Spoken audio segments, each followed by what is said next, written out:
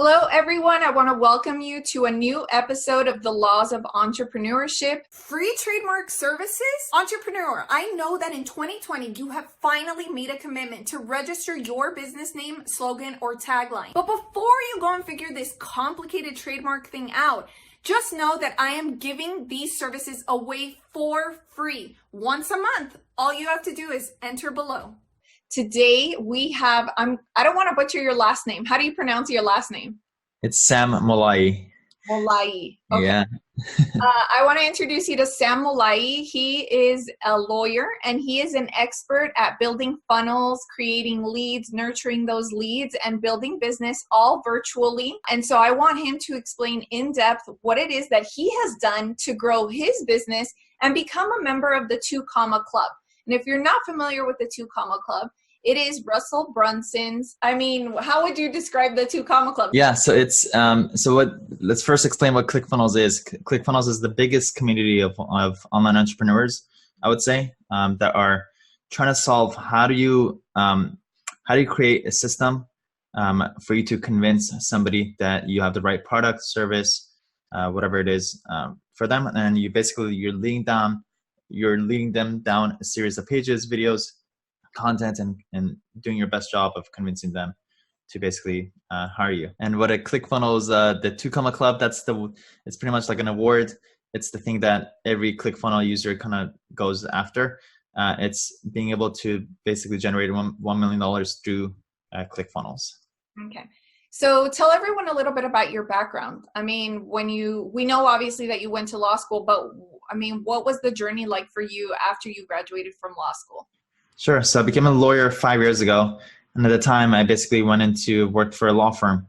And right away, within a couple of days, I realized that I hated it and I couldn't stand sitting in the office all day long. And I remember actually, I would come into the office at 9, and by 9:05, I was already looking at the time. And that's when that was my clear sign. I'm like, I will not do this long term. So I started soul searching and started reading, watching YouTube videos. And actually, I read a book by Tim Ferriss, the infamous 4-Hour Workweek book, where I got exposed to all these concepts of running an online business, automation, scalability, optimizing your time. So I decided to basically, this book kind of gave me the motivation to open up my mind, and I'm like, let me go on my own. So I created a website, and I spent the first year just learning as much as possible, just straight up just watching YouTube videos all day long and applying it to my website. Fast forward 5 years later, I've been able to serve 3,000 clients so far. The thing that I'm most proud of, even more than 3,000, is being able to capture more than 1,200 Google reviews, 5-star Google reviews from my clients. And I've been able to do this completely automated. I still deliver amazing value to the world, to my clients, but at the same time I built it in a way where it's completely automated, from the lead generation side to the actual work and getting the reviews and just every part of it. And pretty much now my job is trying to understand what other services entrepreneurs need and how I could create funnels and be able to serve my clients the best way possible. Awesome. So how long were you at your other job before you told them, hey, I'm leaving? It didn't take long. About 8 months, I would say. I basically got advice from one of my friends at the time. He's like, if you're going to switch and, do something else, at least give it a year, give it a chance, because you don't want to go from jumping from one thing to another. You want to, put in your, pay your dues, put in your hard work. So good advice for your audience is, don't just shift from one to the other. I noticed that with my own business, it took a year for all the results, all the work that I was doing for a year to kick in. So just anybody who produces content and does things online, don't expect any results in the first year. You got to just put your head down, just do the work, and then the results will come back to you after 12 months.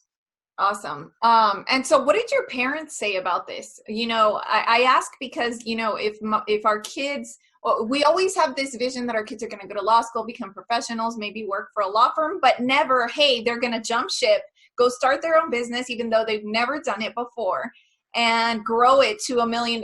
Because I'm sure that sounds like a lot of hoopla for a parent. Yeah, so I would say the one advice is don't let your parents hold you back. We all have different types of parents. I would say most parents won't understand exactly what you're doing, why you're spending so many hours online watching YouTube videos. Don't listen to it. Just do you. Things are shifting. Back in the day, it used to be about going to college, going to grad school, taking that typical route.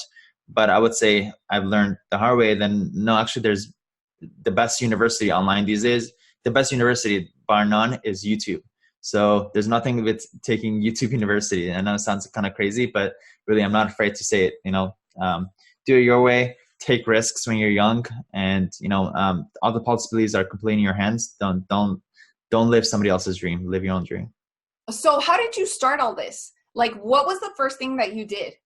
It was learning. It was all learning. Self-development. I'm huge into self-development, reading books, watching YouTube videos. But yeah, for the first year, it was just learning, literally. And still to this day, the number one task that I do more than any other task that I do is watching YouTube videos. So yeah, I would say really focus on the learning. Wait, I have to ask, do you watch your own YouTube videos? Not too much. I just probably watch it once, maybe. The thing about social media and content is there's a huge trap when it comes to social media. It's okay to have social media and be on it, but you want to be a producer. You don't want to be a consumer. So if you find yourself that you're spending 90% of your time consuming other people's thing, you're on the wrong side. So kind of have a mental shift and be a 20% producer and 10% consumer.